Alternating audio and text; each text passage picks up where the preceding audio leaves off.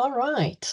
Welcome to Introduction to Module 3, which is some additional material that we have for you before you enter the proper material of the course book.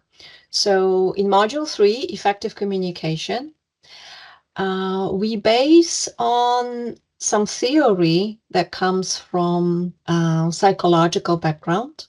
It's called transactional analysis. And in this short presentation, I would like to give you some outline, some introduction, so you have more clarity about what is the background for effective communication in the module number 3.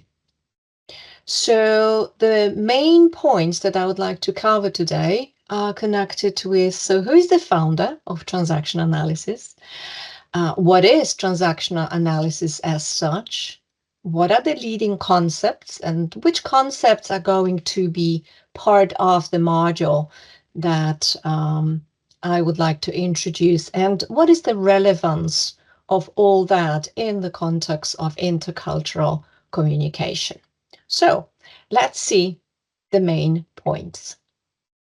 The founder of transactional analysis was Eric Berne, and he was an American psychologist, and based on his practice, he had some observations regarding human communication and human behavior in a verbal but also non-verbal way.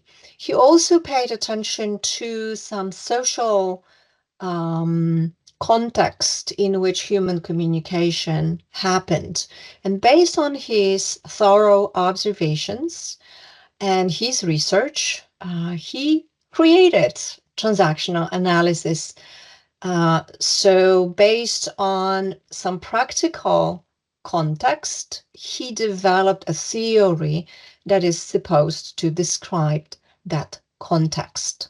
So what is transactional analysis? Well, in general, we say it's a theory, but this is also a practical approach to understanding, but also to working with human communication and human relations, apart from some other areas. Now, within that theory of understanding human relations and human communication, we may observe right now development of transaction analysis in 4 leading areas. One of them is obviously psychotherapy, but this is not the context that we are going to explore in this module. Now, more relevant are business context, counseling context, or educational context. And I think that all of that as part of human behavior, yeah, might be also considered in the social, relational, cultural context, which is the main domain of the whole course book that this module is part of. So what are the leading constructs of transaction analysis? Well, there are quite a few of those. As you can see on the slide, some of them are placed in bold, as this will be part of exploration in Module 3. So it's contracting, it's stroking, but transaction analysis is more than that. The leading constructs are connected with ego states. So this is our way of being. These are our styles, yeah, the thinking styles, the interpersonal styles, communication paths, which are speech acts, yeah, how we communicate, who from within is communicating with whom within, yeah, so it's always both way communication path. Games people play, it's connected with psychological games. This is also related to certain barriers, to certain obstacles, to certain misunderstandings. And it's quite an interesting concept in itself to explore. And one more concept which I'd like to mention is time structuring. And that's also part of Module 3, just a little bit, what people do in their time. And when we have these leading constructs, now it might be interesting to see how that relates to the context of various cultures.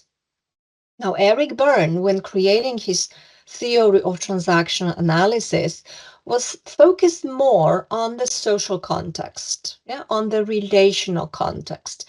Now, I would like to have that in the context of intercultural communication. So it might be very interesting to observe whether the constructs that Eric Berne introduced a long time ago are still relevant, and how can we observe them when people from various cultures meet and try to communicate. And I'm really glad to be able to present that to you and to invite you to further exploration. Now, there's one more construct which I would like you to consider. This is connected with basic human needs according to transactional analysis.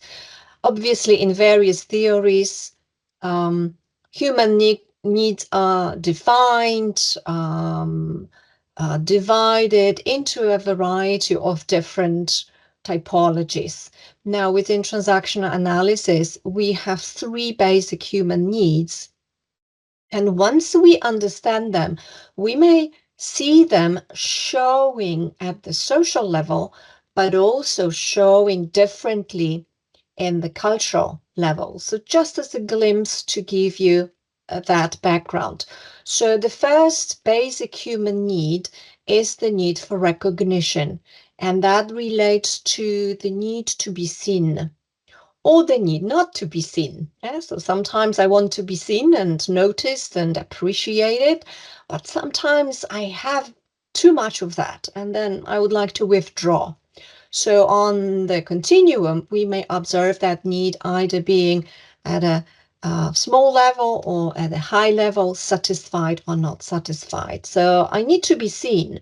How can I be seen? How can I be noticed in a new cultural context? How do people behave when they want to be seen, when they want to be recognized in various cultures? So when I move from country to country, from culture to culture, is that something that I take for granted, or maybe I should know a little bit more about that particular culture and to understand how people show that they see you, and then how you should show that you see them and you appreciate and you notice.